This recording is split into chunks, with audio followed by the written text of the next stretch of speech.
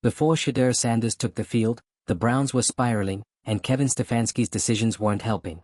The coach had bypassed Sanders for other quarterbacks like Dillon Gabriel, sticking to a rigid plan that ignored on-field potential. But when Sanders finally got his chance, he didn't just play well, he reshaped the narrative.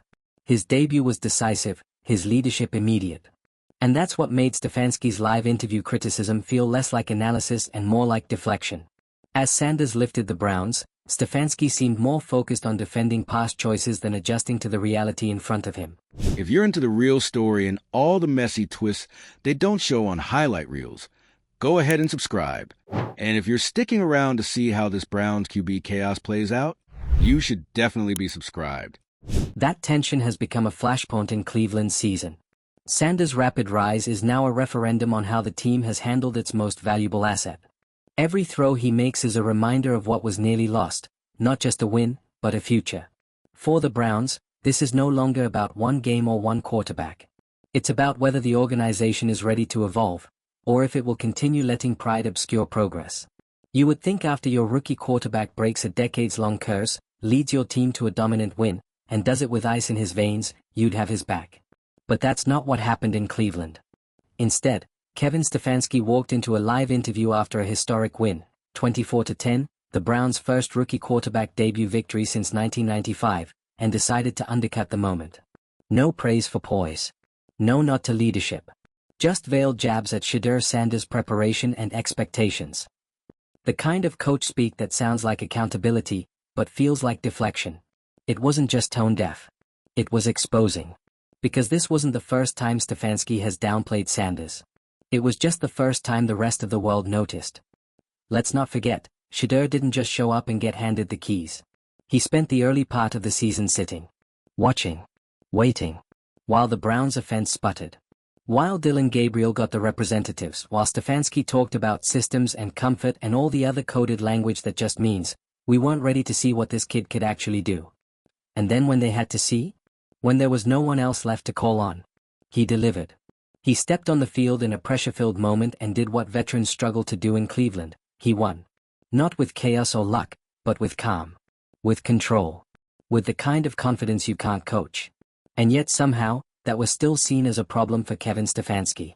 Because when a rookie thrives after being overlooked for weeks, it doesn't just flip the scoreboard. It flips the narrative. It forces everyone to look at the coaching decisions that led up to that point. And suddenly, the spotlight shifts, from what Sanders did right to what the coaches got wrong. That's the tension Stefanski's now choking on. Shedeur didn't just have a good game. He made it undeniable that the staff misjudged him. That he should have been getting first-team representatives, that he should have been integrated into the plan sooner. That maybe, just maybe, everything Stefanski built around Gabriel and his own system was flawed from the start. And rather than own that, Stefanski went defensive. Publicly. He could have used that interview to admit the obvious. He could have said, we didn't get it right early, but Shedeur showed us he's the guy. It would have been easy. It would have been powerful. It would have earned him respect. But he didn't. Instead, he downplayed the entire thing. Shrugged it off. Talked about what Sanders needs to, as if the biggest issue in Cleveland wasn't the coach's refusal to see what was right in front of him. And that's where things get dangerous. Because this isn't about one game. This is about how talent gets handled in a broken system. Stefanski's entire approach to player development has been called into question. If Shedeur was capable of doing this with limited representatives, minimal support, and after being ignored for months, then what does that say about how many other players are being mismanaged? This is bigger than one quarterback room. It's about the culture. A culture where performance is second to favoritism. Where evaluations are based more on where you were drafted than what you're doing right now. Where coaches protect their pride instead of investing in their players. And Shedeur Sanders just broke that open. His proof that a rookie can succeed if you give him a chance. That potential doesn't need to wait a year. That leadership doesn't require a resume. And that sometimes, the guy you've been sleeping on is the one who can actually wake your franchise up. That's what this win meant. It wasn't just a good day for the Browns, it was a revelation. But instead of embracing that, Stefanski is still clinging to the version of the story where he was in control. Where Sanders was developing slowly. Where the coaches were just waiting for the right moment. That narrative is dead now. There's no spinning this. There's no walking it back. Sanders didn't just prove he belongs, he exposed that the staff never really believed in him. And now, the locker room sees it. The front office sees it. And the fans? They're done pretending this isn't a problem. Because when your coach can't celebrate a long overdue win without making it about himself, that's not leadership. That's fear. Fear that the plan didn't work. That the handpicked guys didn't deliver. That someone they didn't expect to shine just walked in and did it anyway. Stefanski's been here long enough to know what happens when you lose the locker room. And this isn't just about misjudging a rookie. It's about the message he sent when he criticized Sanders after a win. That message was loud and clear. Even when you succeed, I still don't fully trust you. And that's a message no team can rally around. Because trust is everything. Especially for a quarterback. If Sanders can't count on his head coach to support him after a historic debut, then what exactly does he need to do? What more does he need to prove? This is where franchises either evolve or collapse. The Browns have a choice right now. Do they continue to let ego steer the ship? Or do they finally let go of the old way and build around a guy who's clearly ready? There's no more time to play it safe. The AFC is brutal. The window to compete isn't wide open, it's barely cracked. If you've got a quarterback who can lead, you don't second-guess him. You don't slow-roll his progress to protect the coach's reputation. You go all in. And that's what Stefanski has refused to do. Instead, he's dragging his feet. Saying all the wrong things. Letting a personal ego trip interfere with a team that desperately needs direction. And if he keeps this up, he won't just lose games, he'll lose the team. Because the players know who the real leaders are. They see how Sanders has handled this. Quiet. Professional. Steady. No drama. Just results. That earns respect. And if Stefanski can't match that energy, if he can't grow with his quarterback instead of pushing back against him, then someone else will. It's that simple. Shedeur Sanders is the kind of player you adjust your franchise for. He's not the backup plan. He's not the afterthought. He's the new center of gravity in that locker room. And if Stefanski doesn't figure that out soon, the team is going to leave him behind. So what do you think? Should Stefanski be called out for his comments? Has he already shown he's not the coach to lead this new era of Browns football? Is Shedeur the future Cleveland's been waiting for, and is the organization brave enough to finally admit it? Drop your thoughts in the comments. Like if you're backing Shedeur all the way. Share this with every Browns fan who's been screaming at the TV for weeks. And subscribe, because this story? Yeah, it's far from over. Because here's the thing, what happened between Kevin Stefanski and Shedeur Sanders isn't just a classic case of coach versus player.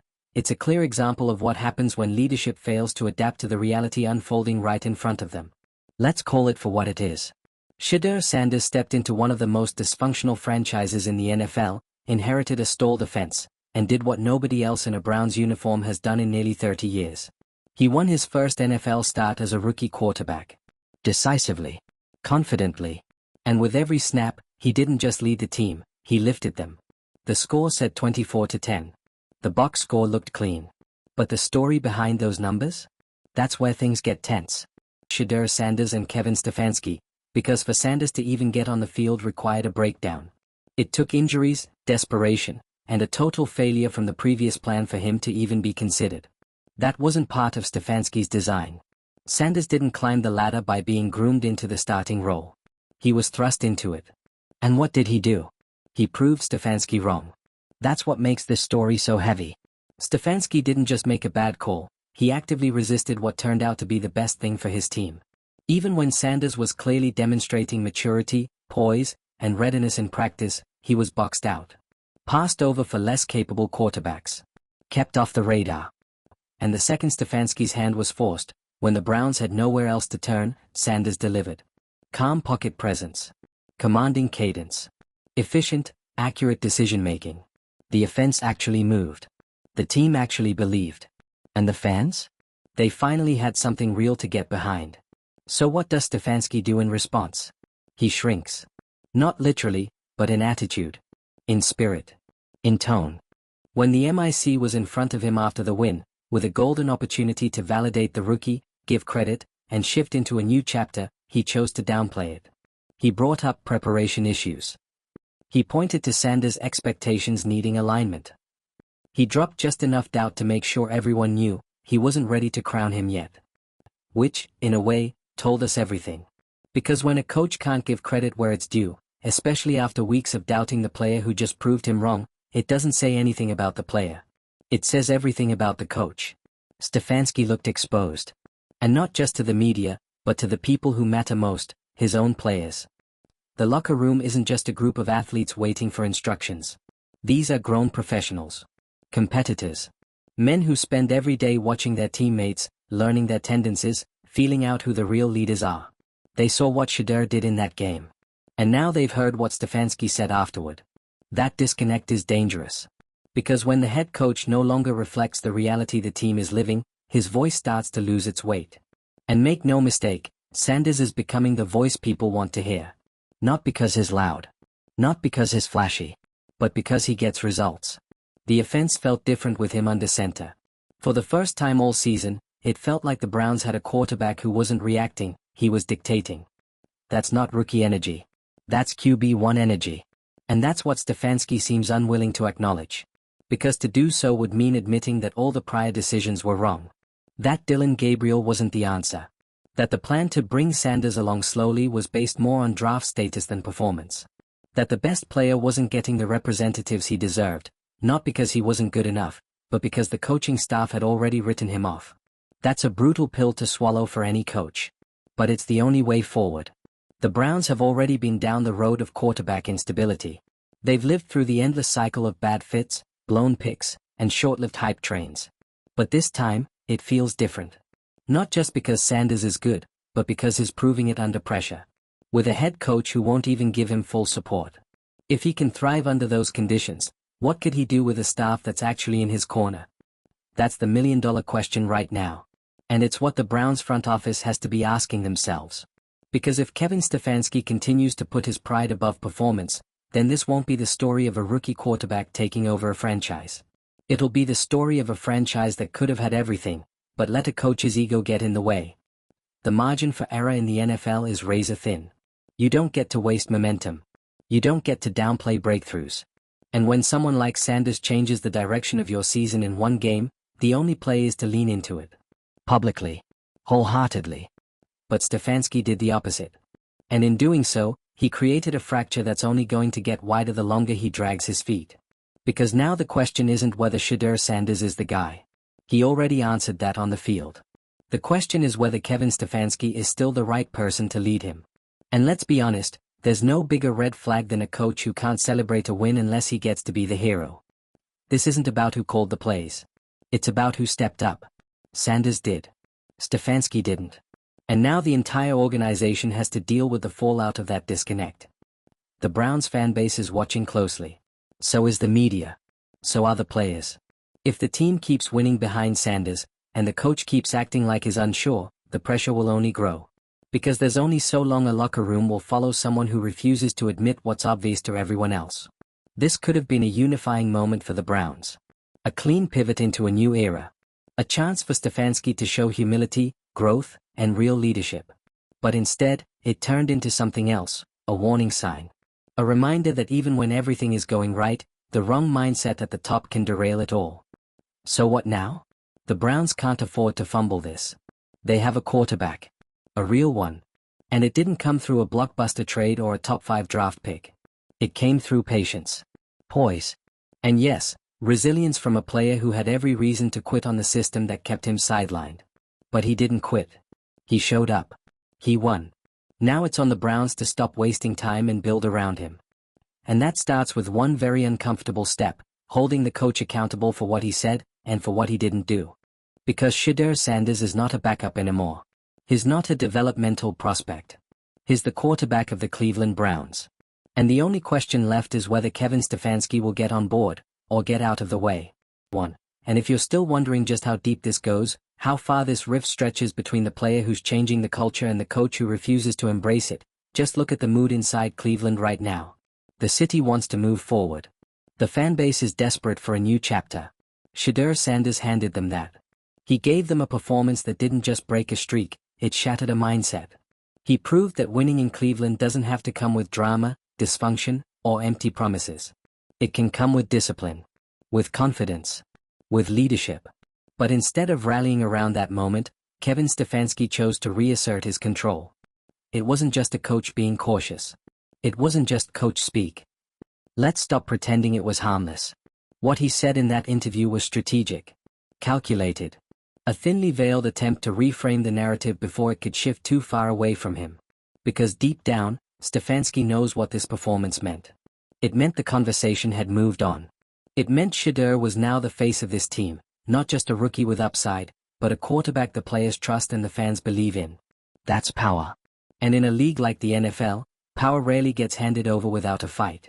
So Stefanski did what a lot of threatened leaders do. He tried to shrink the moment. Minimize it. Control it. And the result? A fracture that's now impossible to ignore. Here's where it gets real. If this kind of tension exists after a win, what happens after a loss? What happens the next time Shedeur has a rough outing? Because he's human, and it will happen, and Stefanski gets another opportunity to reassert himself. Will he support his quarterback? Or will he double down on the same passive-aggressive language that threw a shadow over a breakthrough performance? Because the Browns don't just have a quarterback issue anymore. They have a leadership issue. You don't get to call yourself a player-first coach if your first reaction to success is discomfort. You don't get to talk about culture if you're unwilling to evolve when the team clearly already has. And you definitely don't get to lead a young quarterback if your main concern is how his rise impacts your legacy. Stefanski has made this personal. Whether he realizes it or not. Because everything Shedeur has done has been the opposite of ego. He hasn't demanded headlines. He hasn't publicly complained. He didn't take shots at the staff for ignoring him. He waited. He worked. He earned the respect that Stefanski still won't fully give him. And that's what's fueling this story. That's why people are so fired up. Because we're not just watching a football coach fumble a press conference, we're watching an entire organization being dragged down by pride at the exact moment they should be rising. This is the kind of moment that defines careers. That changes franchises. And it didn't have to go this way. Stefanski could have owned it. He could have stepped up and said, Shedeur proved a lot of people wrong today, including me. He could have pivoted. Empowered the player. Put the win above the politics. But he didn't. And now? Now the Browns are at a crossroads. They can keep pretending like everything's fine. They can keep spinning the narrative. They can try to ride the wave without acknowledging where the power really lies. Or, they can grow up. They can admit the obvious. They can move forward with a team built around a player who's already shown more leadership in one game than some coaches show in a season. Let's be honest, you don't get many chances like this. To reset. To rally. To rally around the right guy. And right now, the only person making the Browns look like a real football team again is Shedeur Sanders. This story isn't about stats. It's not even about one game. It's about direction. Identity. And whether Cleveland is finally ready to stop sabotaging itself every time it gets close to something real. Because that's what Stefanski did. He took something real, and tried to reduce it. Tried to control it. Tried to survive it instead of embracing it. And if the Browns let that mindset continue, it won't matter how good Sanders is. The ceiling of this team will always be capped by the ego at the top. So what happens now? Best case scenario, Stefanski owns it. He gets in front of the team and admits the truth. That they missed on Sanders. That they didn't trust him. Soon enough. That it won't happen again. It sounds simple, but in the NFL, that kind of accountability is rare. Worst case? He keeps hedging. Keeps putting distance between himself and the guy who just saved his job. And in doing so, he creates a rift so deep the season can't recover. You think this team hasn't seen that before? If the Browns want to avoid another collapse, they need clarity. And clarity starts with admitting who your leader is. Shedeur Sanders didn't ask for that role. He earned it. Through preparation. Through performance. Through everything the coaching staff told him he wasn't ready for. And now, the question isn't about Sanders anymore. It's about whether the rest of the building has the courage to follow him. Because if they don't, then Cleveland will have done the most Cleveland thing imaginable, found a franchise quarterback and fumbled him not because of talent, but because of ego. Because let's be real, this story doesn't just live in that post-game interview. It lives in every decision that came before it. Every snap Shedeur Sanders didn't get. Every practice where he was sidelined. Every meeting where the coaching staff looked past him. And it all culminated in a single moment where, instead of owning the mistake, Kevin Stefanski doubled down. That's the part that stings.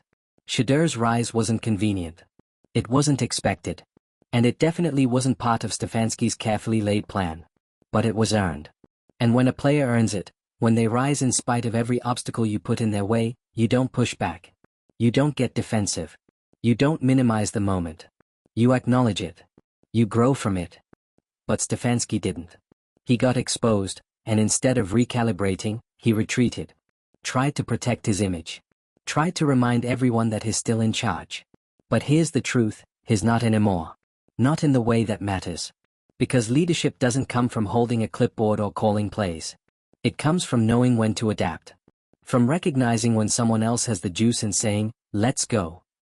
Stefanski had a chance to do that, and he blew it. Now, he's playing catch-up to a narrative he should have been leading. Shedeur Sanders and Kevin Stefanski, the Browns don't have time to let this play out slowly. This league moves fast. Windows close overnight. And if Stefanski keeps playing games with Shedeur's momentum, keeps trying to keep him on a leash, the team is going to feel it. The fans already do. This could have been a fresh start. Instead, it's turned into a referendum on the very culture that's held Cleveland back for decades. Shedeur Sanders did everything right. He didn't just win a game. He showed a broken franchise what real leadership looks like. And the only thing standing in his way now is the very guy who's supposed to be guiding him. So here we are. The Browns finally have a quarterback. The locker room is responding. The city is rallying. And the only question left is, can the coach get out of the way? Let us know in the comments what you think. Has Stefanski already lost this team, or can he course correct before it's too late? Like if you're with Shedeur, share if you've had enough of ego over execution, and subscribe for more coverage as this Browns drama continues to unfold. Because one thing's for sure, this season isn't just about football anymore. It's about pride, power, and whether Cleveland is finally ready to let go of the past, and follow the player who's already leading the future.